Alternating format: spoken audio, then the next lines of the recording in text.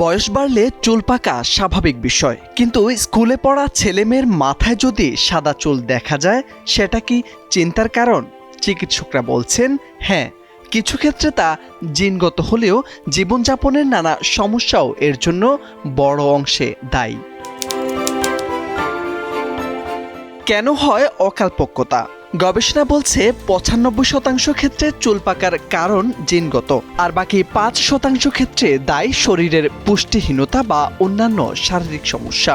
সম্প্রতি Indian journal of applied research এ প্রকাশিত একটি সমীক্ষায় দেখা গেছে দেশের প্রায় ১০.৬% স্কুল পড়ুয়া শিক্ষার্থীর মাথায় পাকা চুল রয়েছে।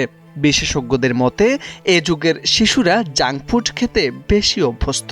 তাদের ডায়েটে সবুজ শাক পাতা ও অ্যান্টিঅক্সিডেন্টের অভাব রয়েছে।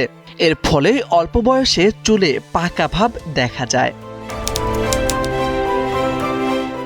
স্ট্রেচও এর জন্য বড় কারণ। শুধু খাবার নয়, আধুনিক জীবনের অপরিহার্য অংশ স্ট্রেচ। এর ফলে শরীরের আয়রন, ম্যাঙ্গানিজ, প্যান্টোথেনিক অ্যাসিডের ঘাটতি হয়, যা চুলে অকালপক্বতা ডেকে আনে। পাশাপাশি লিভারের দীর্ঘমেয়াদী সমস্যাও এর জন্য দায়ী হতে পারে। তাই সময়মতো লিভারের পরীক্ষা করানো জরুরি বলে মনে করছেন বিশেষজ্ঞরা। পাকা চুল কি আবার কালো করা সম্ভব?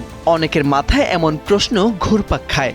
অকালপক্বতা পুরোপুরি আটকানো না গেলেও সঠিক যত্ন ও পুষ্টিকর খাবারের মাধ্যমে চুল পাকার গতি অনেকটাই ধীর করা যায়।